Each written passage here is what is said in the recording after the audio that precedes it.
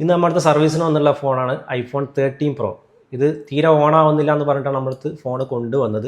ഇത് customer charge ചെയ്തിരുന്ന സമയത്ത് ഫോണിൽ ഇപ്പോൾ ഡിസ്പ്ലേയിൽ കാണുന്ന രീതിയിലുള്ള എറർ മെസ്സേജ് ഫോണിൻ്റെ ഡിസ്പ്ലേയിൽ കാണിച്ചിരുന്നു. ലിക്വിഡ് ഡിറ്റക്റ്റഡ് എന്നുള്ള രീതിയിലുള്ള എറർ കാണിച്ചിരുന്നു. അതിന് ശേഷം ഫോൺ ചാർജ് കയറാതായപ്പോൾ കസ്റ്റമർ വീണ്ടും ചാർജർ കുത്തി. അതിന് ശേഷം തീരെ ഓൺ ആവാതായി. ഫോണിപ്പോൾ തീരെ ഓൺ ആവുന്നില്ല. ഫോൺ അയച്ച ശേഷം ഫോണിൻ്റെ മദർ ബോർഡ് ചെക്ക് ചെയ്ത് നോക്കുന്ന സമയത്ത് ഇതിൻ്റെ ബോർഡ് ഷോർട്ടായിട്ടുള്ള രീതിയിലാണ് ഉണ്ടായിരുന്നത്.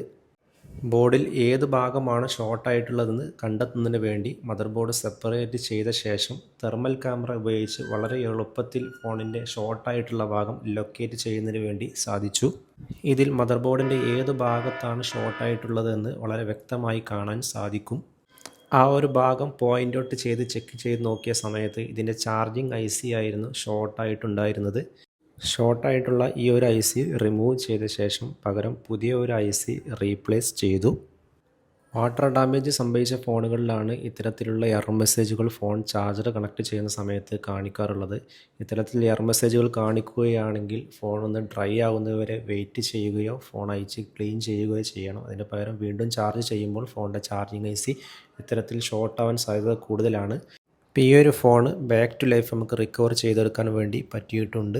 ഇതുപോലെ ഐഫോൺ ആകട്ടെ ആൻഡ്രോയിഡ് ആകട്ടെ ഏതെങ്കിലും രീതിയിലുള്ള കംപ്ലൈൻറ്റുകളായിട്ട് ബുദ്ധിമുട്ടുന്നവരുണ്ടെങ്കിൽ വീഡിയോക്ക് താഴെ സൈബർ മൊബൈൽസിൻ്റെ കോൺടാക്റ്റ് നമ്പർ, അഡ്രസ്സ് കാര്യങ്ങളെല്ലാം കൊടുത്തിട്ടുണ്ട്. വിളിക്കാവുന്നതാണ്.